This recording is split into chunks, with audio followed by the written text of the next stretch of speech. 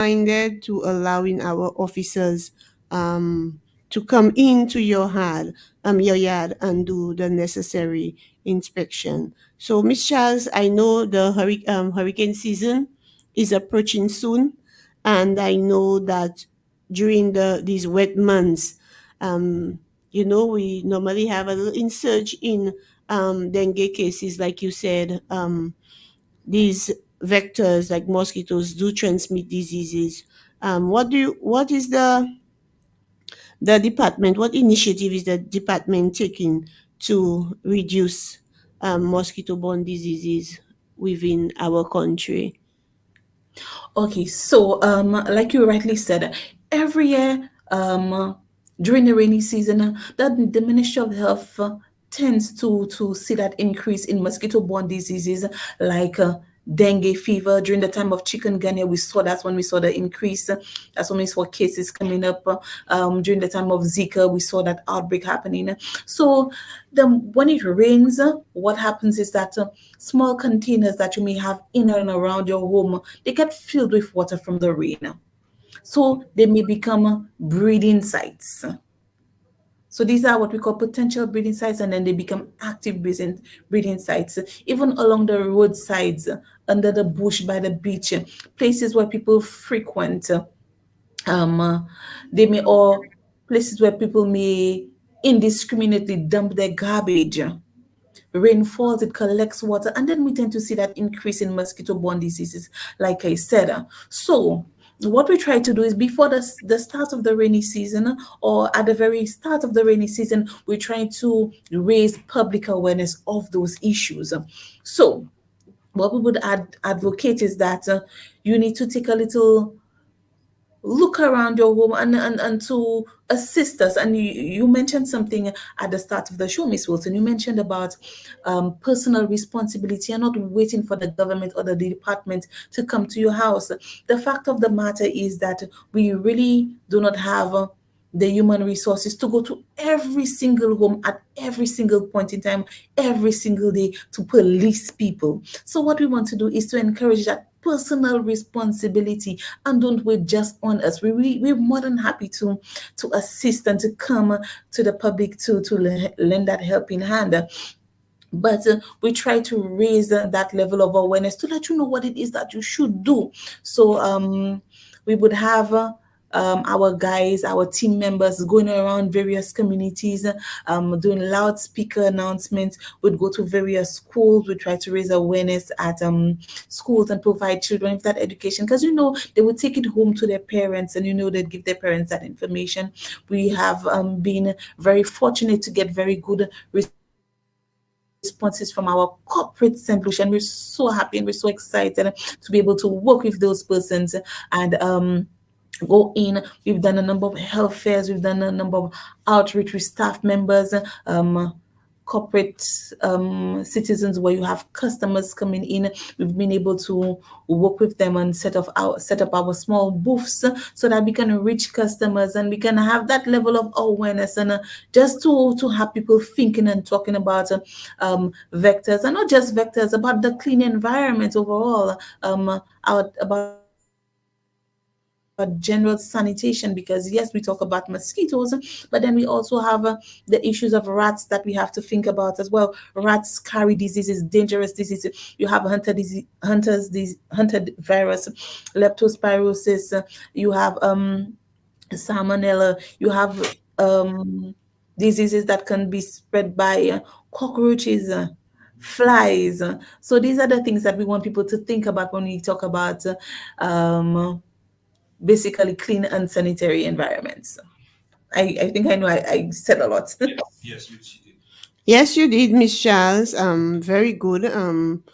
Especially as it relates to the clean environment. I think that is the basic for one to have a clean environment, and based on that, then you can work with that person. But once the environment is not clean, it makes it difficult sometimes to work with that person, especially if the person is reluctant to dispose of unwanted items. on garbage collection day. So I'm glad you mentioned a clean environment goes a long way as it relates to reducing mosquito-borne diseases, by extension, vector-borne diseases. I'm sure you have already shared, well, you have already shared with the public. Can you just enlighten some persons? It's true we talk about prevention, but with prevention, sometimes persons do get mosquito-borne diseases and so on.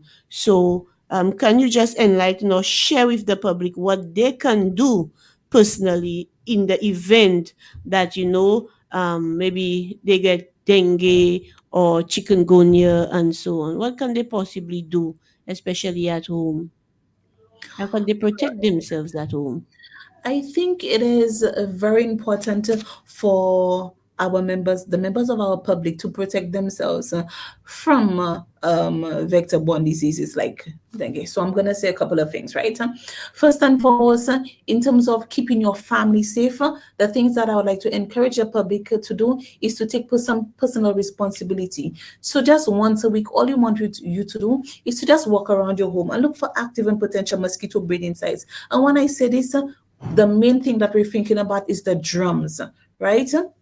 Your drums of water. Are they secure? Are they breeding mosquitoes? Have you covered them properly? Now, what we have found is that many people, they cover their drums, right? Because they were aware of dengue and they were aware of mosquitoes, so they cover their drums. So they would maybe use an old piece of cloth or an old curtain or something, a bedsheet or something to cover the drum. However, the thing is that many people, they keep the drums under the roof guttering. So when rain falls, what happens is that it tends to force that cloth to sink into the drum. Now, when it sinks into the drum, of course, it's not waterproof, so it sinks into the drum, and then you still have water exposed, and mosquitoes can still breed on top of that. So we want people to be mindful of it. The second thing is that I know in certain areas there isn't a very good municipal water supply. So in addition to the drums, they have tanks. The tanks, there is often an overflow for the tanks, so that you don't have that you have issues when you've filled up your tank. So there's this little overflow. So there's this tiny little hole. If it's not sealed properly, mosquitoes can enter that and breed. So they need to be mindful of it. The roof guttering, many times, if you see birds bathing in your roof guttering, that is a sign that, hey, your guttering is clogged. You need to clean it out. If you see grass or any other weeds growing in your roof guttering, that's an indication that it might be clogged. So we need the public to pay attention to this and to try to address it. Buckets, basins, persons who have recently done renovations to their home or are constructing their home. They may have items around their house which can collect water and breed mosquitoes. Okay. um, Persons who have pit toilets, septic tanks. And what we have found a lot, Miss Wilson, when we're out in the field and we work in our communities, we find that everybody wants to improve their home, and everybody wants to have a nice move away from the VIP toilets, those pit latrines we used to have as kids.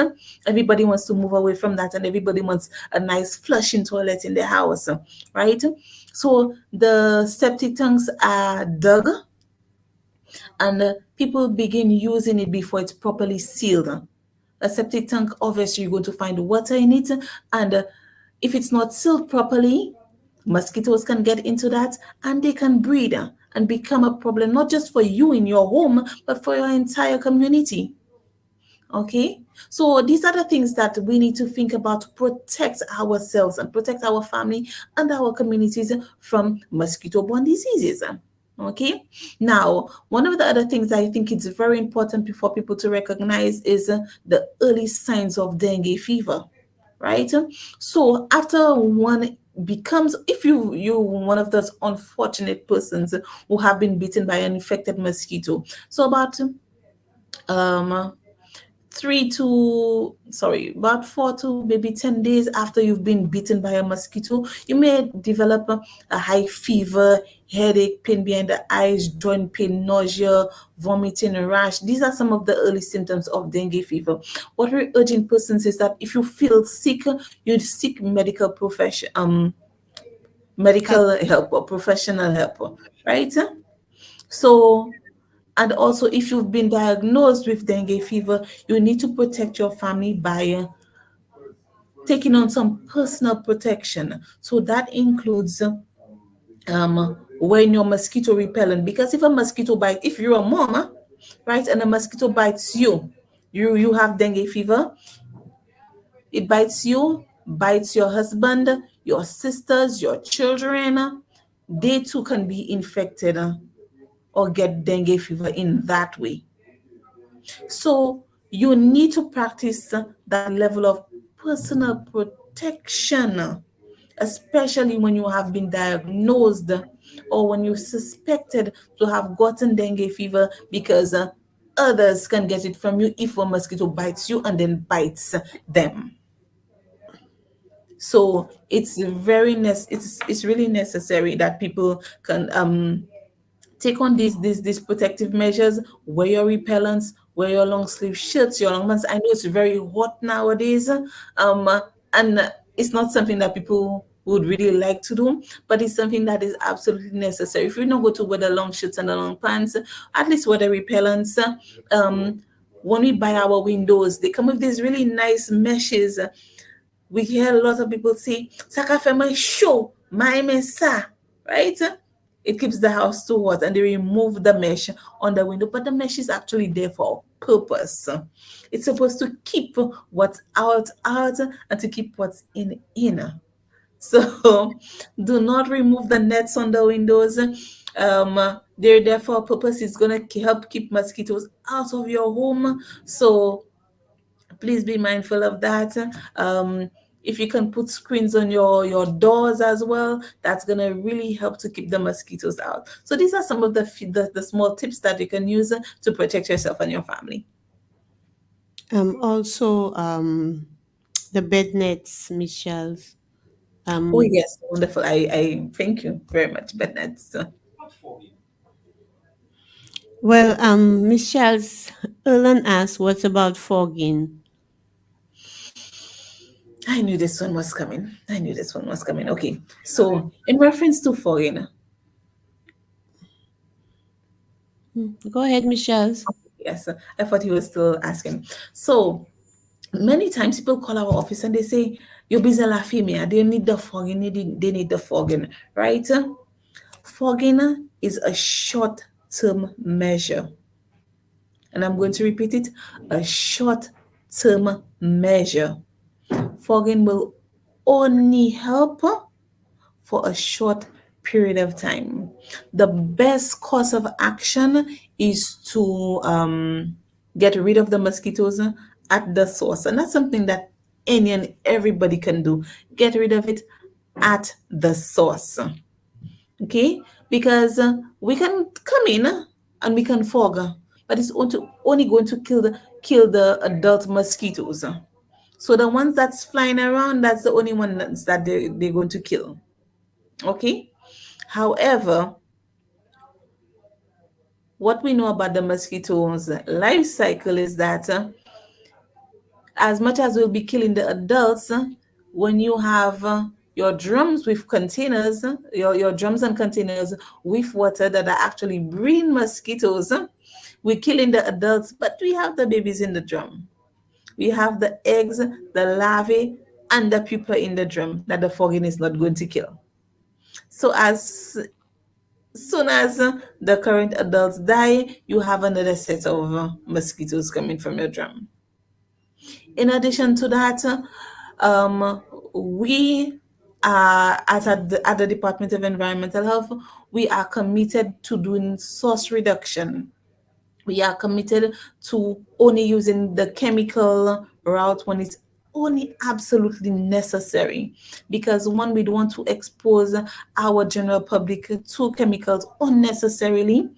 We also recognize the impact that the exposure of chemicals can have on our natural environment.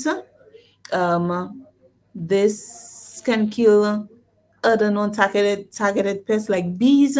Bees are very important for our agricultural industry, so we don't want to be killing our bees off because we need to eat.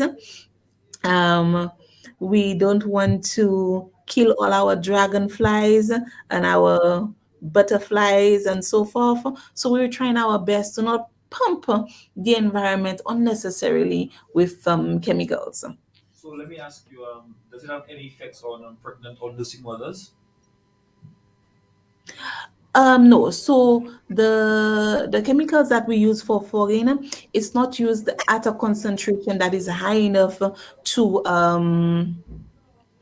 affect human health, right?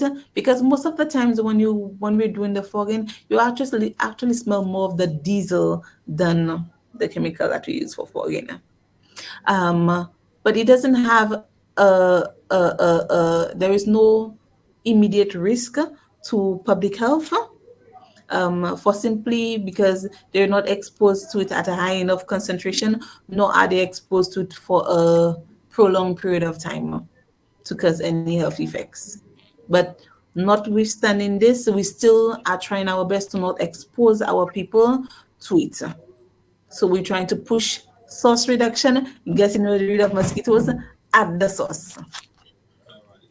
And also, Miss Charles, one of the initiative is that you're normally send out announcements on the days before fogging or the week before fogging in a particular community. So if anybody has any medical condition, maybe respiratory problems, that during that time they should try to stay away from the community.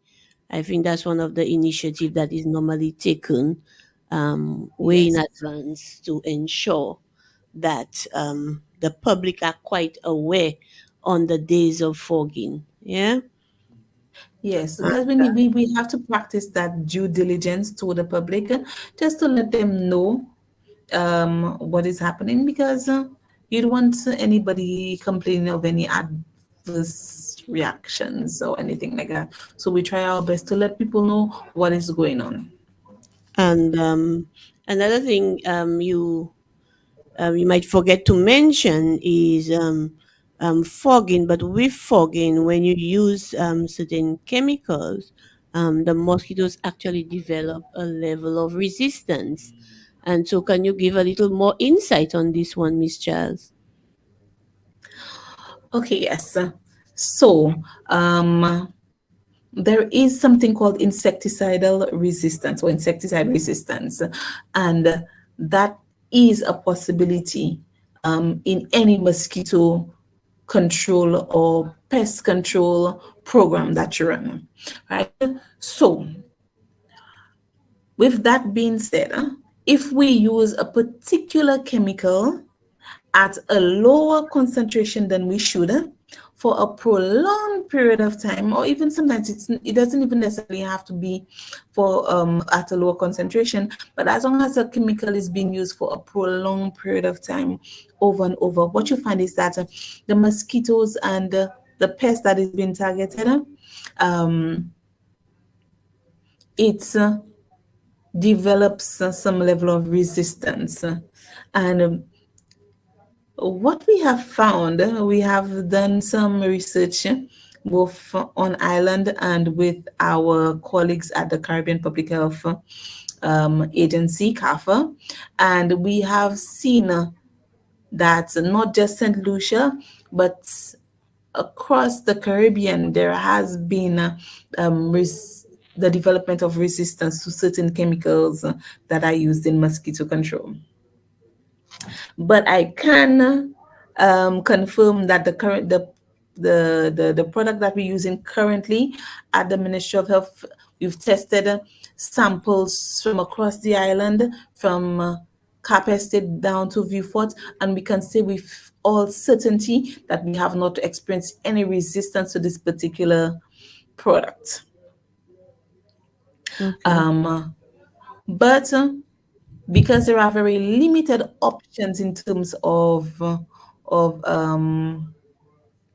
products to kill adult mosquitoes. We are trying our best to not overuse the product.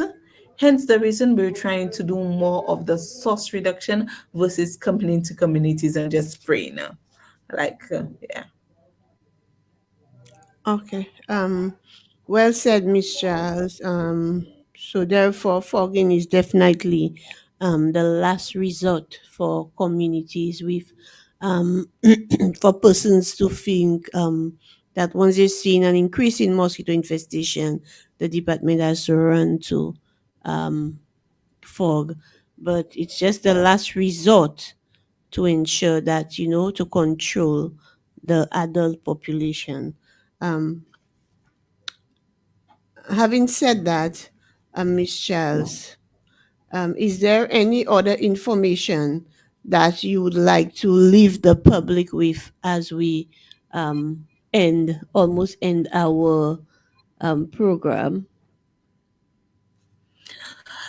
Yes, so I really want the public to understand, I want to raise that need for clean and healthy environments. And I know that we've spoken a lot about mosquitoes, but then we also have issues with rats in many of our communities, rats and mice, and a lot of this is due to poor sanitation, poor environmental sanitation. So you have issues with rats, flies, mice, and we want to encourage our public to take the necessary steps. Okay, in terms of bulky waste that can create a harborage for rats and mice. We encourage persons to put your garbage out, but only on collection days. There is a bulky waste service that is being offered by the St. Lucia Solid Waste Management Authority. There is a bulky waste service. All you need to do is to call the agency to find out when is the bulky waste collection in your community, and they'll provide you with the information, so you put the bulky waste out.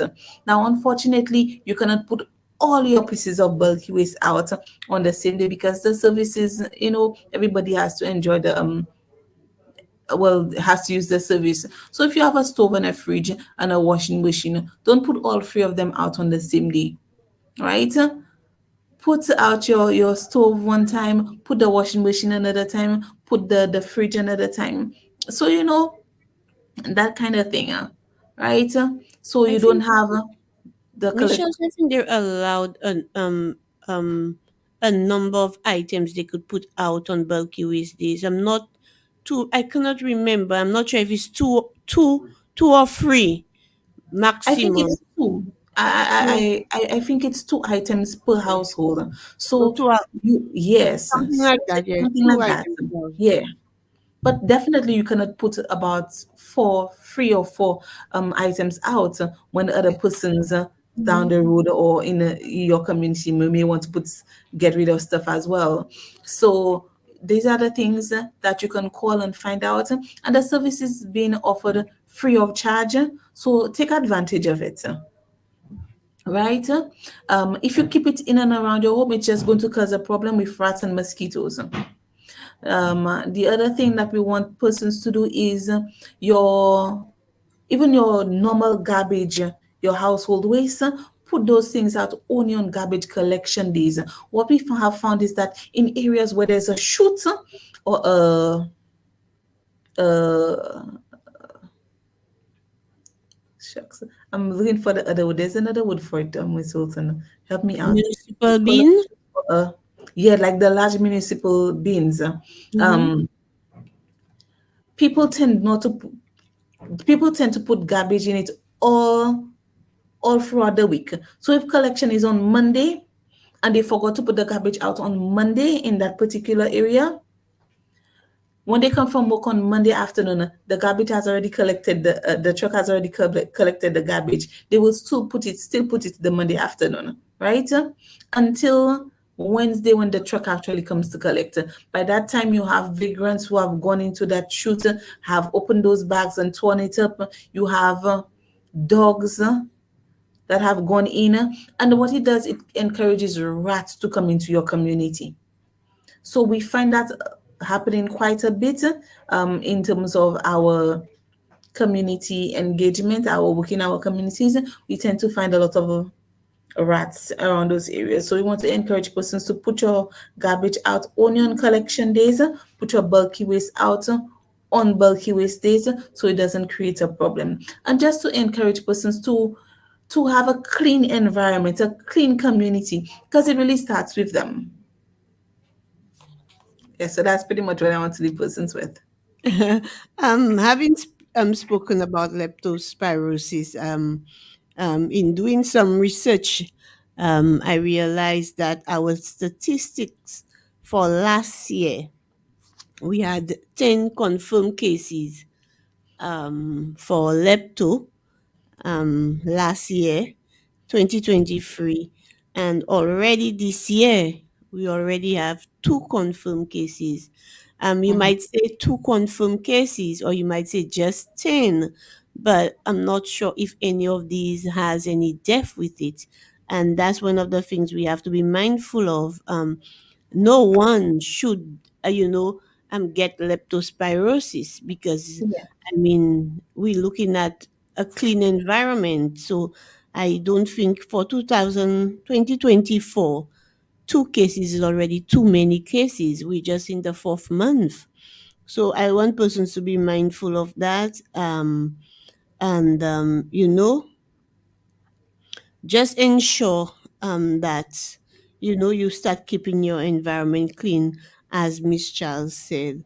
Um, this year, Miss Charles, I know I said the last thing, but in reading, I realize it's also Caribbean Mosquito Awareness Week. This week also, I'm really happy, and and the focus is really about exactly what you spoke about, to work with the community, to prevent mosquito breeding. So I think what the ministry, the Department of Environmental Health is trying to accomplish is really in sync with what, um, that they really want to see done throughout the Caribbean, is to work with the communities and to prevent mosquito-borne diseases. So I think we're on the right path. Environmental health is on the right path. It's up to community members now to play their part, to do what they have to do as community members.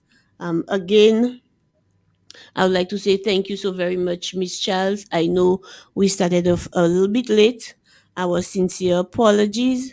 I would like to thank Romanas for always assisting us, no matter what, and Ulan. And I would like to say good morning to my colleague from Minville, and also happy birthday to my colleague up at head office, Shulan. I wish you the very best today. I hope you enjoy your birthday. I hope you see many more, especially good health. So, like you said, you're going to send cupcakes and ice cream. So make sure you put ours on a bus for us. Enjoy the day. And again, Miss Charles, thank you so very much for always being on the program with us, and environmental health in providing us with that level of support. So I do hope you will be back, not only once a year. I think it's only once a year we normally have you, but as time goes by throughout the year, if you have any time you really want to bring out a message, because behavioral change don't happen overnight. So there comes a time where people kind of falter, and they kind of slack on what they're supposed to do. In the event that you see that, don't hesitate to let us know that you want to come back to make sure that you remind persons of the things they have to do. I think somebody has a comment, Erlan. No, just saying good morning. Nicholas answered. Oh, okay. All right. What wonderful show. Okay. Thank you, Nicholas, and good morning to you. So again, thank you everybody for listening. Do take care. And again, I would like to encourage the public when the vector control officers are coming in your yard, please accept them and be polite. Yes, yes, they will come with proper identification, Ulan. So we're hoping that persons can accept them and to assist them with their job. All right. Thank you again, Miss Charles, and have a blessed day. All right, you're welcome. It was a pleasure being on the show this morning. Thank you so very much, with Miss Wilson and our team from Casualty 911, the entire team who worked to make this show a success. So thank you so much, and I think we definitely need to definitely need to come back so that we can discuss a little more about some of the other issues that we're seeing, and we can touch base on a couple more. Yeah. Right. So thank you so Bye much. bye. Have yourself a wonderful day. You too, Miss Charles. Bye. Bye. 911, 10 a.m. to 11 a.m. with the consultant. Health is not